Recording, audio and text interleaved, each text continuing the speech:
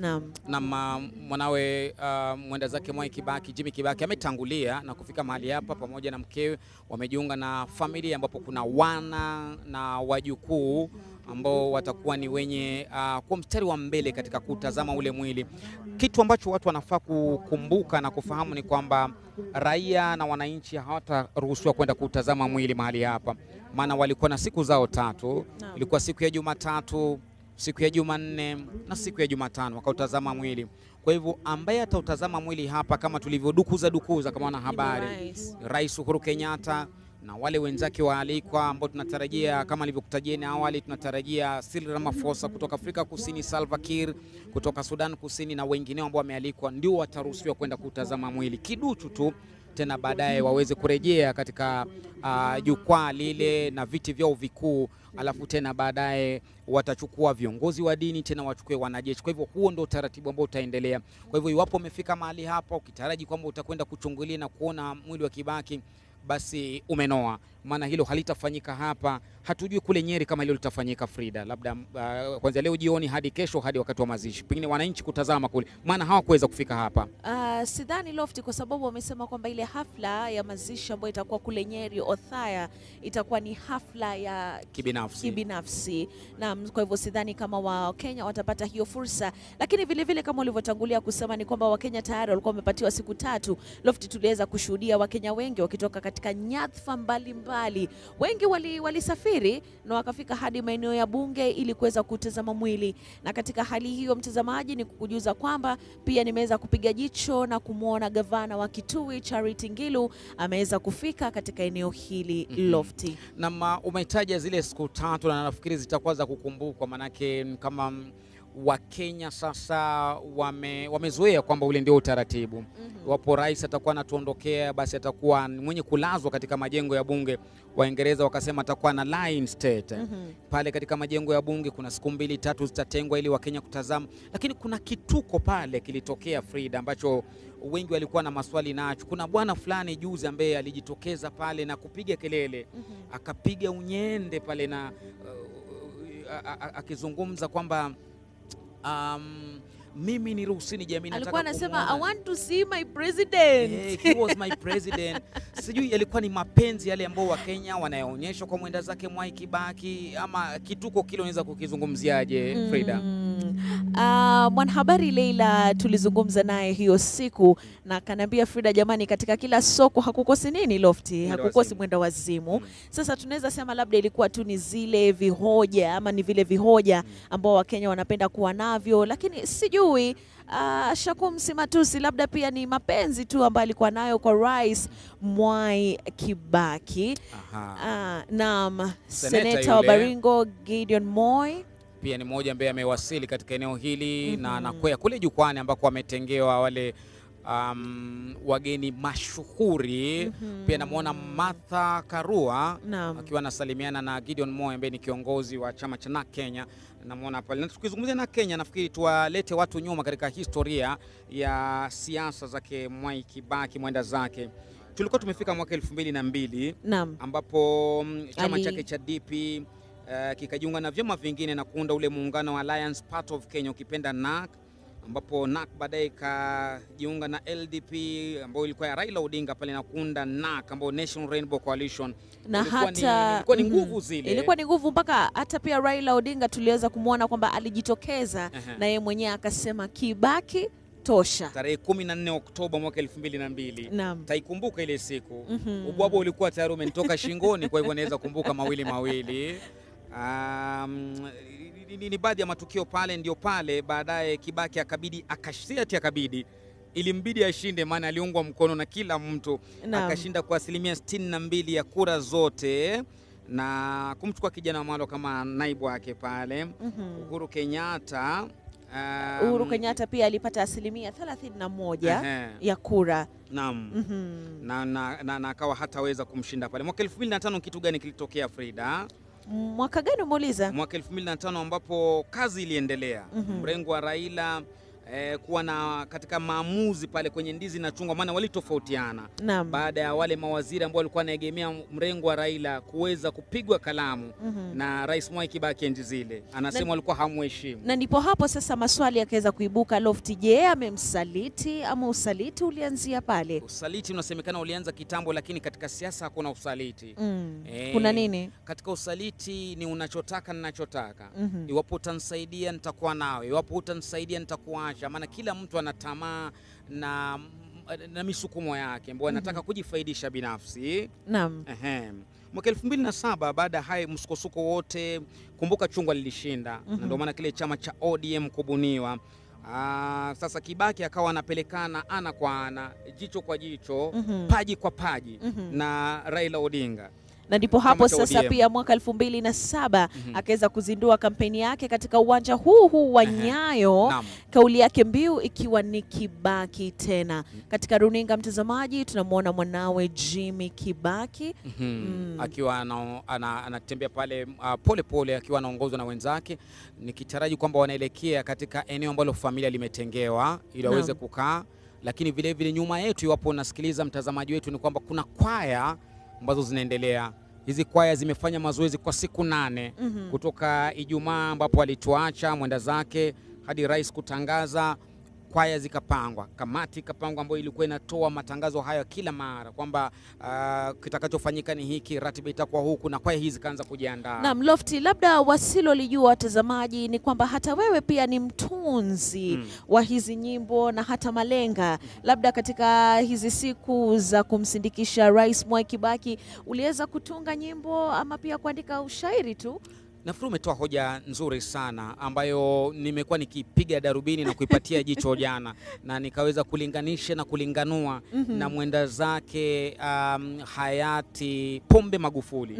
Alipofariki tulishuhudia wanamuziki wa kila nui, wa kila aina na kila tumbi kuweza kumtungia nyimbo mwenda zake Pombe Magufuli, akina Diamond, akina Harmonize na wengine wote, akina Zuchu na kadhalika na kadhalika. Lakini tofauti na hapa kwetu sijaona nyimbo nyingi mbali na Otile Brown kuna kitu alifanya. Nafikiri wimbo ambao umetamba zaidi ni wa Embara Mbamba, ijapo wengi wameuchukua kama wimbo wa mzaha. Lakini sijui ni kwa nini, labda hakuwa mpenda muziki kama Rais Moi, maana Moi pia amelitungiwa. Kumbuka Moi alikuwa akiingia, mwenda zake Moi akiingia katika hafla bila nyimbo, hafla haianzi. Manake ni tawala Kenya, tawala Rais Moi, Nyayo, unaongoza vyema na kadhalika. Hatukusikia nyimbo nyingi zikimsifu Kibaki. Wengi wanasema hakuwa mtu wa majisifu. Alikuwa mtu labda wa michezo tu. Na unajua kwamba wanaocheza michezo ya gofu hawana mambo mengi. Naam. Vile vile namuona pale, sijui tamuita waziri ama ni kiongozi mwanasiasa, manake Eugene Wamalwa chama cha DAP Kenya, akiwa ananongonezeana pale na mwanawe. Hata waziri wa afya Mutahi Kagwe ameweza kuungana nao akisemezana mawili matatu. Najua Kagwe akiwa hapa masuala yote ya afya yako sawa. Nafikiri pia namuona Karanja Kibicho ambaye ni katibu katika Wizara ya Ulinzi. Tukimwona yule, tukimwona waziri Fred Matiang'i, basi tunajua kila kitu shwari.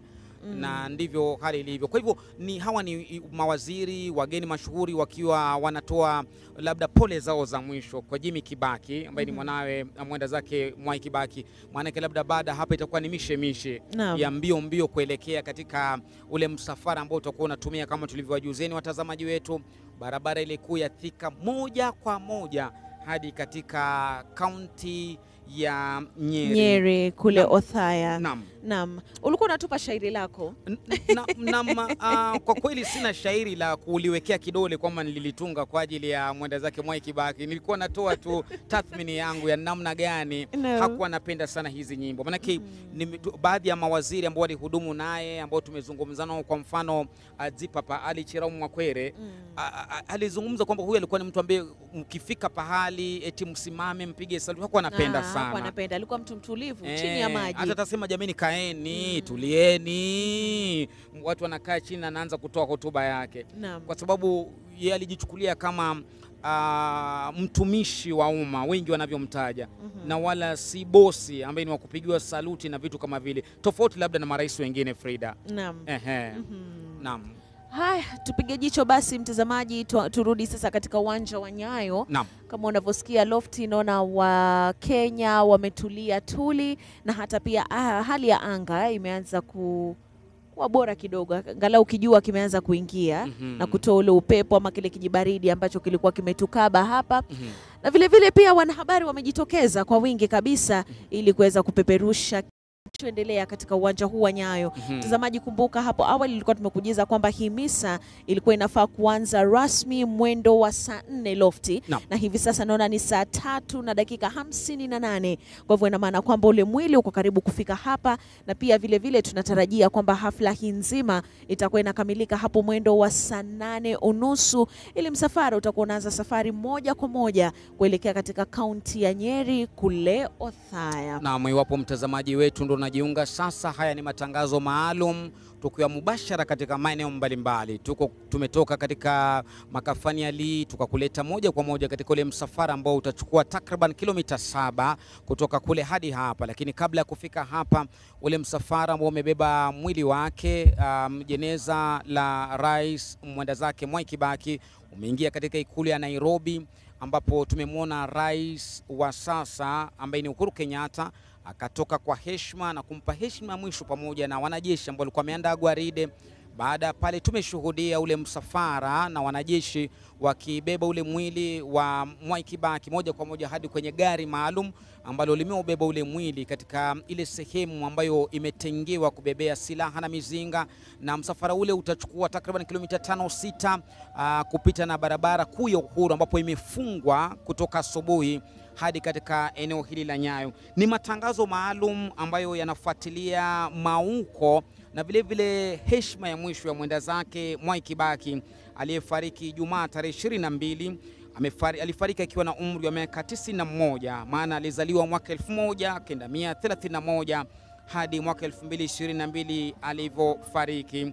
Katika uhai wake alijulikana sana kwa mengi aliyoyafanya kama kiongozi, haswa bungeni, ambaye alikuwa kiongozi mbunge wa eneo la Othaya kwa miaka 40. Kabla pale alikuwa kule Donholm ambako baadaye kulitwa Makadara, katika eneo bunge lile la Donholm hapo alihudumu kwa miaka 5 kabla ya kuondoka miaka ya 78. Kumbuka pia alikuwa naibu rais mwaka 1978 hadi mwaka 1988, miaka 10 hiyo chini ya Rais Moi. Sijui alijifunza nini kutoka kwa Rais Moi, manake wanasema mtoto akibebwa na nina hutazama kisogo. Manake nina ni mamako, akikubeba ni kisogo utatazama. Je, Rais Mwai Kibaki mwenda zake alijifunza nini miaka 10 chini ya Moi ambaye alijulikana kama profesa wa siasa? Alikuwa ni profesa wa siasa, ndio Lofty, na ndipo pale ambapo Rais Mwai Kibaki tunaona kwamba aliweza kutengeneza chama chake. Labda unaweza sema zile mbinu za ujanja wa kupiga siasa aliweza kuzipata. Ni werevu na ujanja wote. Na pia vile vile mtu wa watu, kwa sababu pia Rais Moi alikuwa ni mtu wa watu, na hata Kibaki pia tulimuona ni mtu wa watu. Na hivi sasa mtazamaji, tunaona kwamba msafara umeweza kuelekea katika barabara ya Uhuru Highway.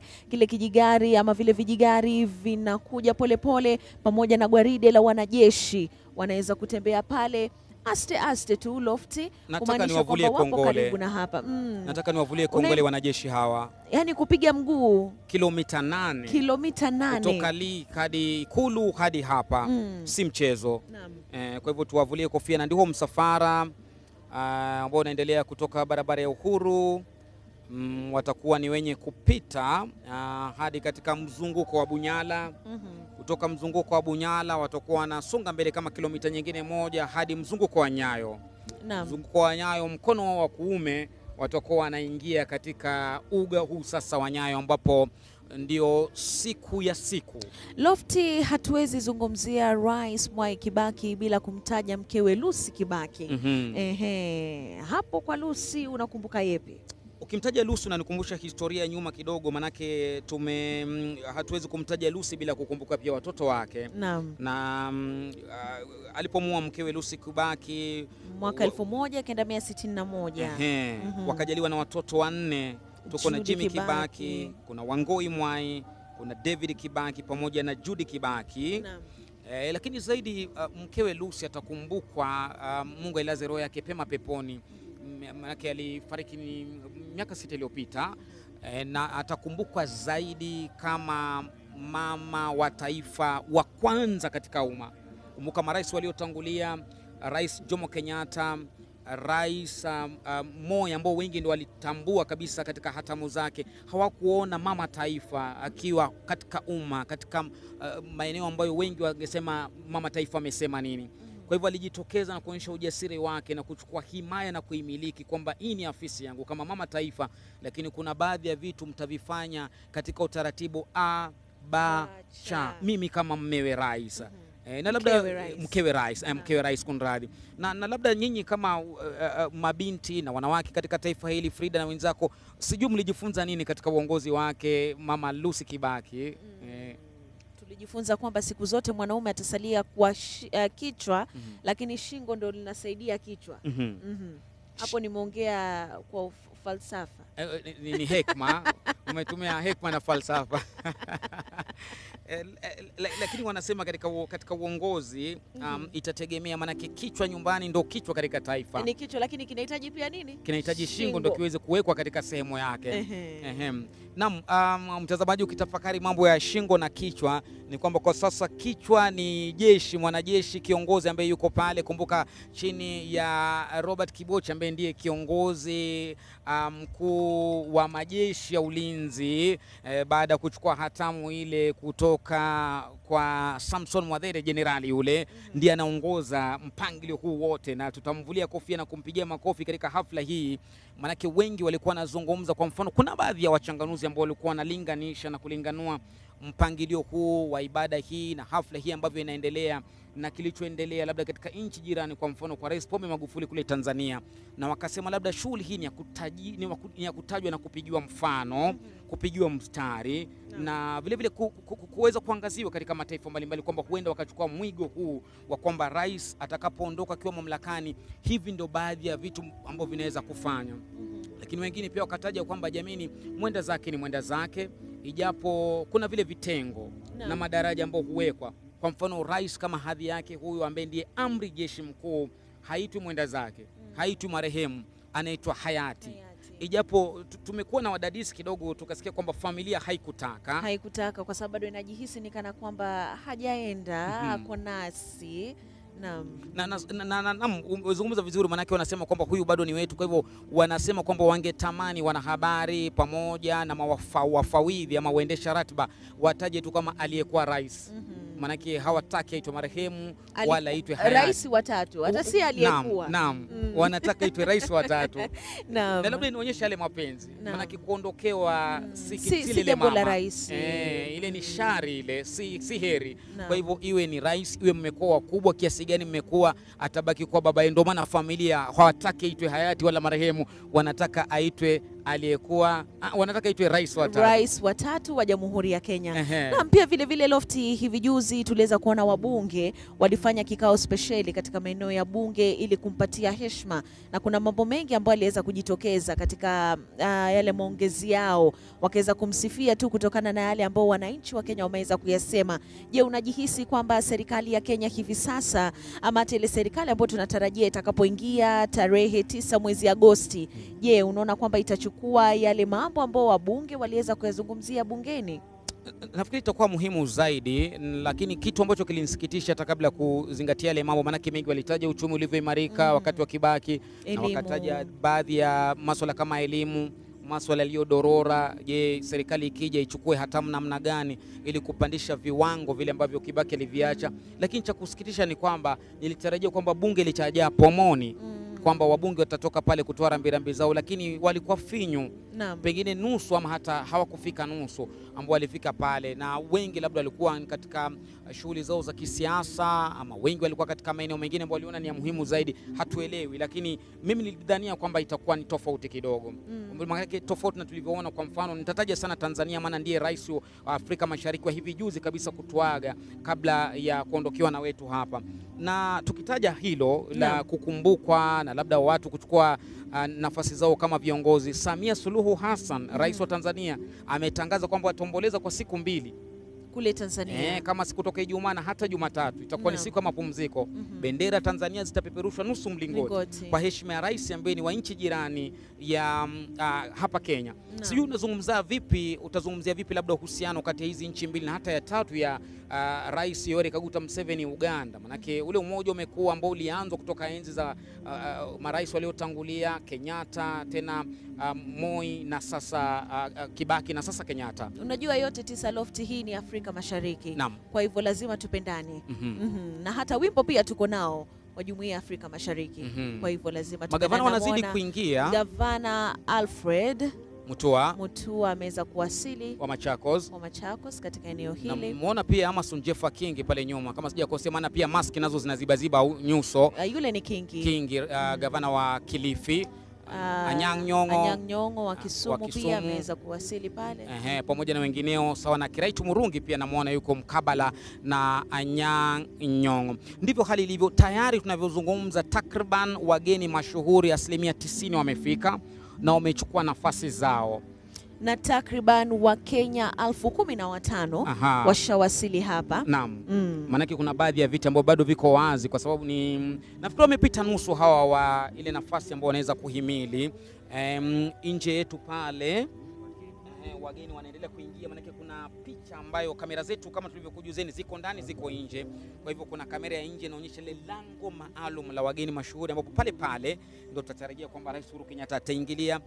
Pale ndio tutatarajia mkewe rais pia atakaweza kuingilia, na labda kiongozi wa Azimio One Kenya Alliance Raila Odinga. Nje kabisa kamera yetu inafuatilia ule msafara ikiwa na mwanahabari wetu reporter Leila Mohamed. Mbele nimekutajieni kwamba tunatarajia pikipiki 6 ambazo zitakuwa zinaongoza msafara ule, na ziko mbele pikipiki nyeupe. Wanajeshi ambao walihitimu kufunzwa mafunzo haya ya kuongoza misafara ya aina hii wako mbele kuweza kuongoza huu msafara katika barabara ya Uhuru bado, ili kuweza kufika mahali hapa. Na tumekujuzeni awali, wapo ndo unajiunga nasi sasa mtazamaji wetu, ni kwamba hii ni ibada maalum ambayo itakuwa inaendelea katika uwanja wa Nyayo kwa heshima ya wana Nairobi na wale wote ambao wanafuatilia shughuli hizi na hataweza kufika Nyeri watakuwa wanafuatilia kutoka hapa. Kwa hivyo tuko hapa, tutakuwa tunaweza kufuatilia, lakini studioni niko na wenzangu Mark Masai pamoja na Salim Swale. Naam, kwa kitengo. Kwa hivyo labda niregeshe studioni tusikie sauti na picha za barabarani, tena mwenzangu Salim Swale atujuze kinachojiri kutoka upande ule. Salim.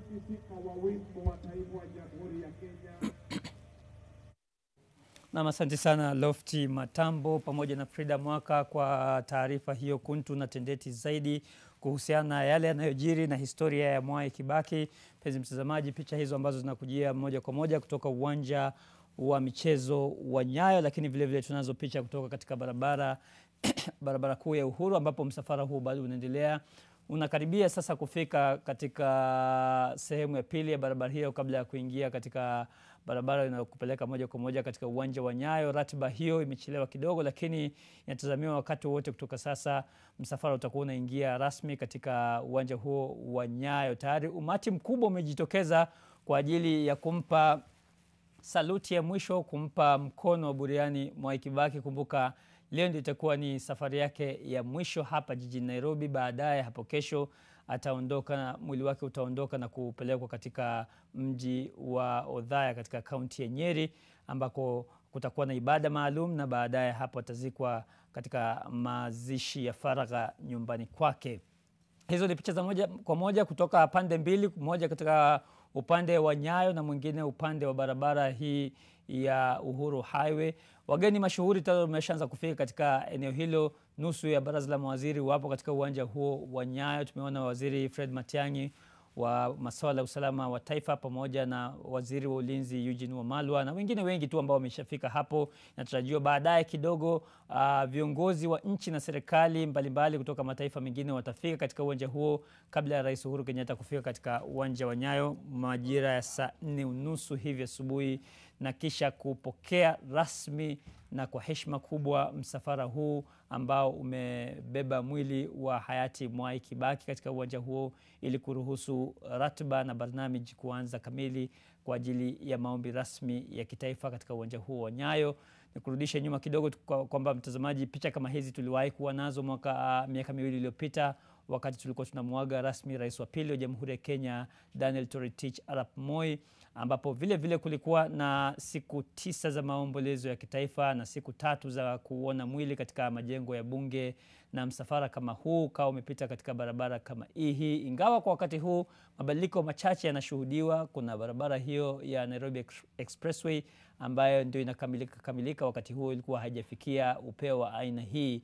Majeshi mbalimbali kutoka vitengo mbalimbali vya jeshi la ulinzi la Kenya, kwa maana ya jeshi la nchi kavu, jeshi la wanamaji na jeshi la wanahewa, wanashiriki katika gwaride hii ambayo inakwenda unyu aste aste, na mwili wa hayati Mwai Kibaki ukiwa umebebwa kwa gari maalum la kubebea silaha na mizinga maarufu kama gun carriage, ambayo vile vile ilitumika katika mazishi au wakati wa maziko ya rais wa pili wa Jamhuri ya Kenya hayati Daniel Toroitich arap Moi. Tofauti kabisa na ilivyokuwa katika mwaka 1978 wakati ambapo mwili wa hayati Jomo Kenyatta ulipokuwa ukibebwa kutumia kile ambacho wakati huo kikiita horse carriage. Kwa ni baadhi tu ya picha ambazo zinaendelea kujia moja kwa moja kutoka barabara hii ya Uhuru Highway pamoja na kule Nyayo Stadium ambapo shughuli nzima itakuwa inafanyika. Tunaendelea kufuatilia kwa karibu picha hizi na matangazo haya na shughuli hii pevu. Kikosi kizima cha NTV kutoka barabara hii, Leila Mohamed anaendelea kufuatana na kuandamana na msafara huu. Kadhalika Melita Oletenge sio katika mji wa Nyeri ambako safari ya mwisho kabisa ya Mwai Kibaki itakuwa inafanyika kule kupitia maombi maalum na baadaye mwili wake kuzikwa. Lakini katika uwanja wa Nyayo, tupo katika kila pembe ya uwanja huo. Kennedy Mureithi yuko kule, Frida Mwaka pamoja na Lofty Matambo kwa kule. Ni saluti hizo za mwisho kwa bosi wao wa zamani wanajeshi hao, amiri jeshi mkuu wa majeshi ya Kenya wa zamani kuanzia mwaka wa 2002 hadi mwaka 2013.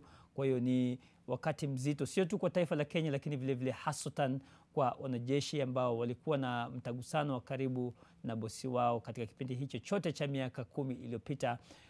Na imeamuliwa vyema na kamati inayohusika na mazishi haya Mwai Kibaki kwamba mwili wake utasafirishwa kwa barabara kuelekea mji wa Nyeri kama safari ya mwisho yeye kupitia katika barabara hiyo ya Thika maarufu kama Thika Super Highway, ambayo ilikuwa ni moja kati ya matunda ya uongozi wake wa miaka 10. Kwa mara ya kwanza Kenya ikashuhudia barabara ambayo ilikuwa inakaribiana na barabara ambazo wengi wamezoea kuziona tu katika filamu, na wengi hata walishawishi barabara hiyo kupewa jina la Mwai Kibaki Express, lakini yeye mwenyewe kutokana na uungwana na ustaarabu wake akasema hapana, mimi ni mtumishi wa wananchi na barabara hii iitwe Thika Super Highway kwa sababu mwishilio wake ni katika mji wa viwanda wa Thika. Kwa hiyo ndio mambo yalivyo. Picha hizo za moja kwa moja zinaendelea kujia hapa safi kabisa hapa NTV. Niko na Mark Masai kwa upande wa pili wa studio ambaye naye ana wageni wake. Mark, labda tangu tulipochukua nafasi hii kwa upande wa Kiswahili, najua wageni wako wamekuwa wakifuatilia picha hizi, wamekuwa wakizitathmini kwa kina, wamekuwa wakijikumbusha hata historia ya huko nyuma. Haya yakiwa ni mazishi ya 6 ya kitaifa baada ya mazishi ya hayati mzee Daniel Toroitich arap Moi, hayati Jomo Kenyatta. Kulikuwa na mshindi wa tuzo ya amani ya Nobel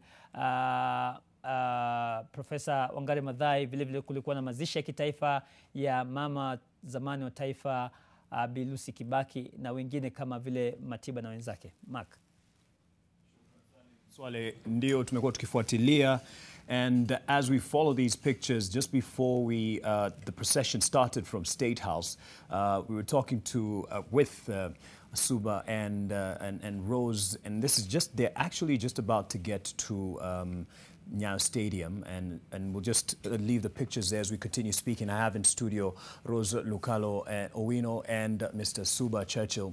And Suba Churchill from the governance side of things, civil society journey. We've been talking about his journey and his experience of the civil society space and how it's grown, progressed, developed before the leadership of Mwai Kibaki and even into the regime and after, seeing how the space has changed Rose Lucalo being a senior in the profession of media, having worked as a journalist in the newsroom actively even before Kibaki was president, when he was minister, and then even when he assumed office. And just with retrospect and hindsight, just seeing where we've come from, the media space as well as civil society space, appreciating that indeed, as has been said of President Mwai Kibaki, his regime and his presidency has been the best yet. Not the best without mistakes, not the best meaning spotless, but the best yet that the country has faced, and different sectors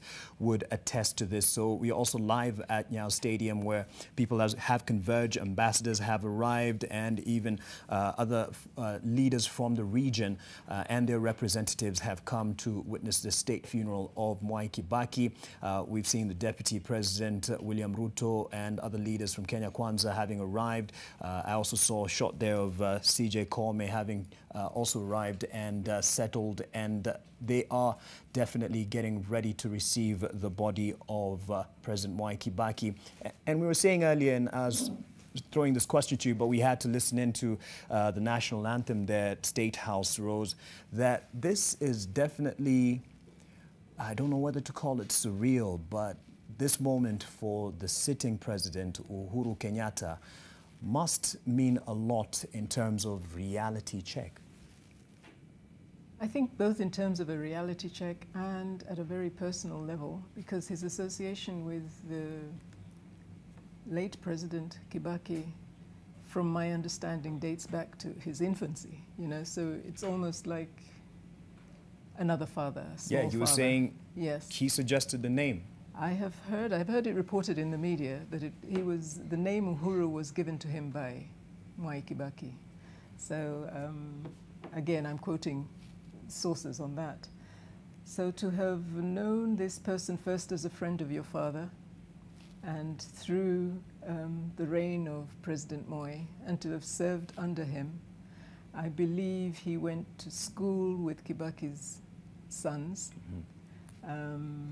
A very close relationship all round, and I think beyond the reality check of our humanity, which I think confronts everybody who has, who watches the passing and witnesses the passing of somebody you've actually sat with, spoken to, got to know, shared experiences with.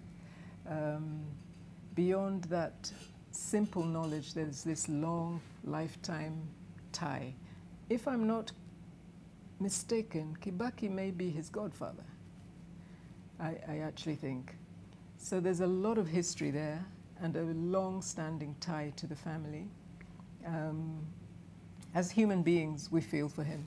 Yeah. I really do think it's a stressful moment for him. And there was a moment, you've been to the public viewing of the late Mwai Kibaki, and you could see there, even when the president and the first lady were viewing, it was quite like a time freeze for him. Yes. I mean, knowing he's a president, definitely this is a reality for every president, that moment. It must have hit him different. Yeah, I mean, it's not the first viewing that I've been to, you know. You go to even just a friend's viewing, it's a moment of reality. When you see that the person is no more, you will never, ever, ever, ever do anything with them or for them or around them. You'll never hear that voice again. That counsel, we don't know what role he played even in the present presidency. Mm-hmm. Must have been an advisor of at some level, given the historical ties with the families.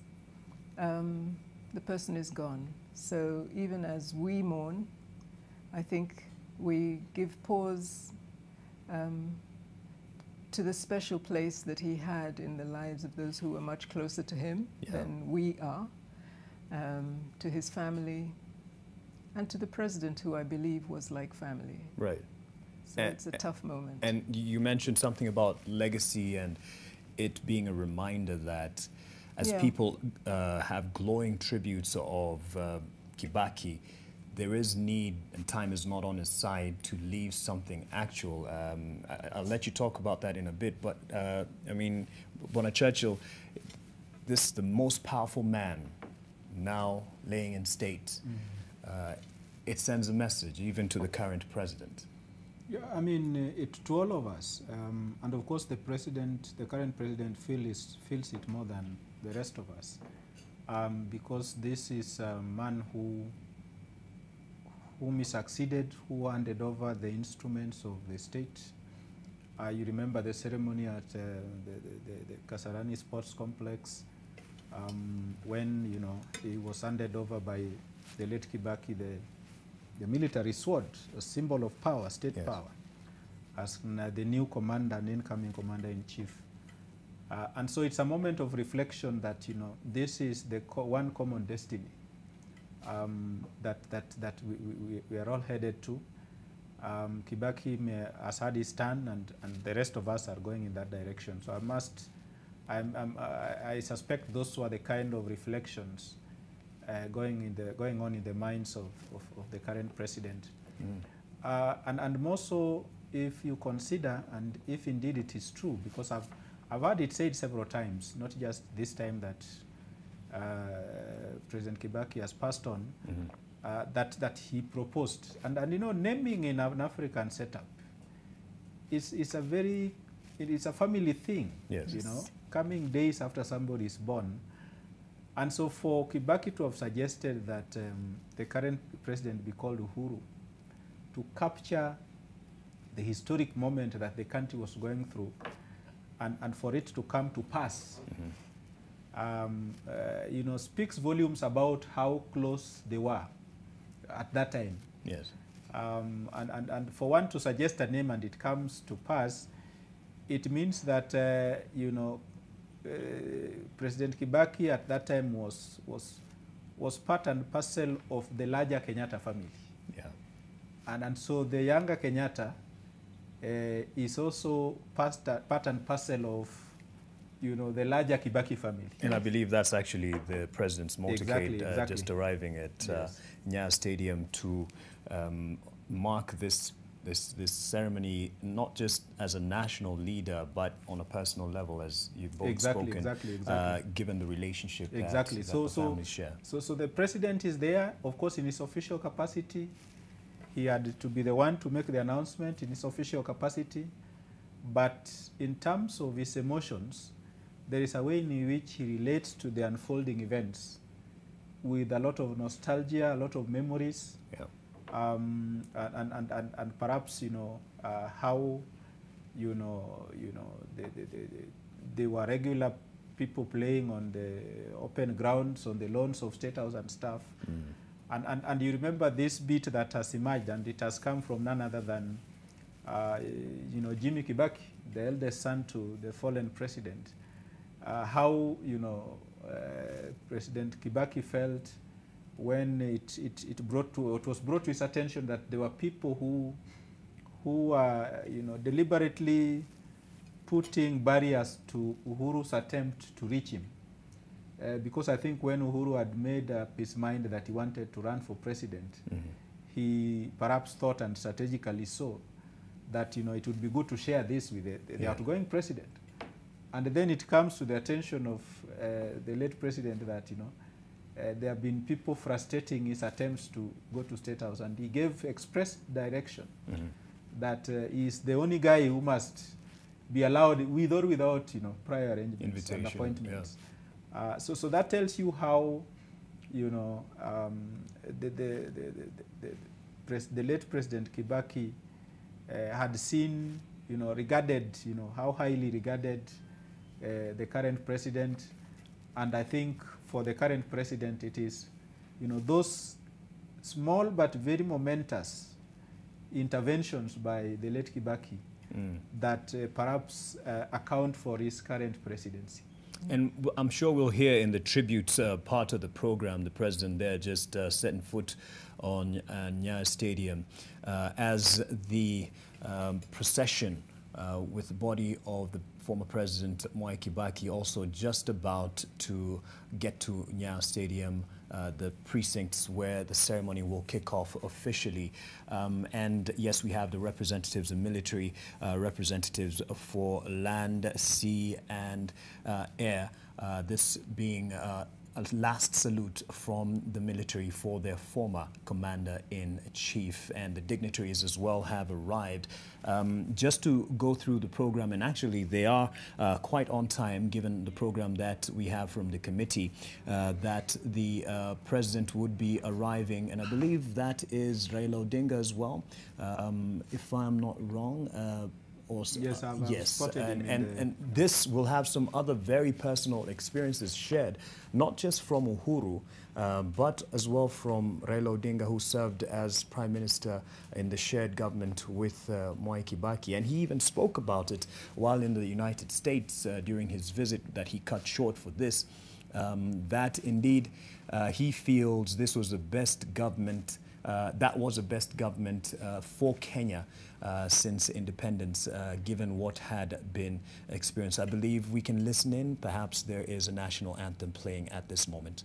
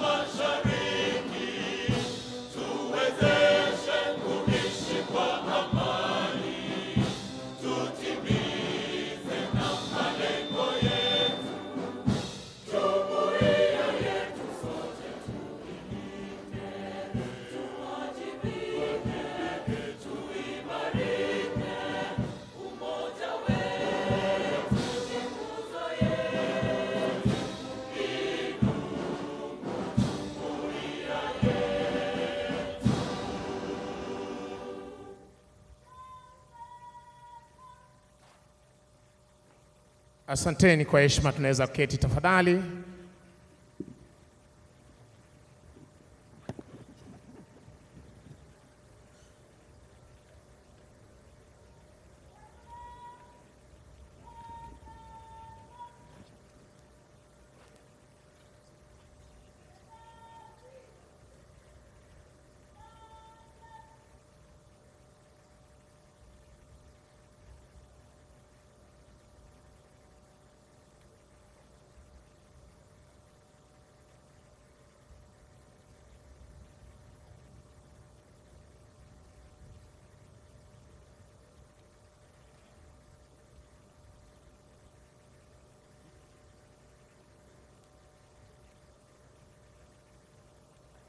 Basi naomba kwa heshima tuweze kuendelea kupata nyimbo kutoka kwa kwaya zetu tunaposubiri gwaride la heshima kuweza kufika na mwili wa rais wa 3 wa Jamhuri ya Kenya, Mheshimiwa Mwai Kibaki. Kwaya tafadhali.